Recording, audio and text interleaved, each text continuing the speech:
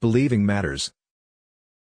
John 11:1-44 tells us about the story of Lazarus and his closest friend Jesus. A beautiful friendship that leads to a relationship between Jesus and Lazarus' family. Through this story, Jesus taught us a lot of lessons that could help us in our walk as Christians. We understand that God can create situations in our lives for the glory of His name and kingdom. Trusting God is very important in our lives because all things work together for good to those who love Him. These are some life lessons we can learn from the story of Lazarus in the Bible. Number 1. Jesus is never late. Jesus loved their family and often spent time with them. We might expect that He would come running to help. But God's timing is not our timing.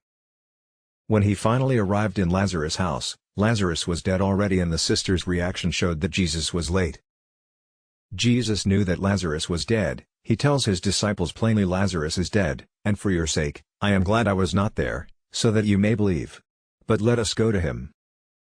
Likewise in our life today there is no worse situation with God. He can turn any condition around for the good of His people. You just have to believe in Him and know that there is no late moment with Jesus, because all things are possible to those who believe in Him. Number 2. The power of resurrection belongs to Jesus. Jesus didn't say, "I will give you resurrection," He said, "I am the resurrection." Martha responded saying, "Yes, Lord." That's the response Jesus hopes to hear from everyone when He asks us if we believe in Him. Jesus went to the extent of weeping with the mourners because He saw them as His friends suffering in their grief and had compassion for them. He saw the punishment of death and grieved over it. Today also, Jesus has the same compassion for us and we can go to Him with all our sorrow and frustration. This sickness is not the end of your life. Maybe you are sick today and thought that God has forgotten you. I want you to know that God is with you and your sickness doesn't mean that it is the end of the road.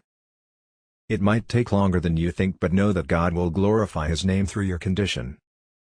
This is what happened in the life of Lazarus. As a close friend of Jesus, his sisters Mary and Martha informed Jesus that their brother was seriously ill, and expected Jesus to come immediately, but He sent His word to them saying this sickness will not lead to death. Jesus was preaching out of town, and when He got word of Lazarus' illness replied, "This sickness will not end in death. No, it is for God's glory so that God's Son may be glorified through it." John 11:4 Then He stayed where He was for 2 more days.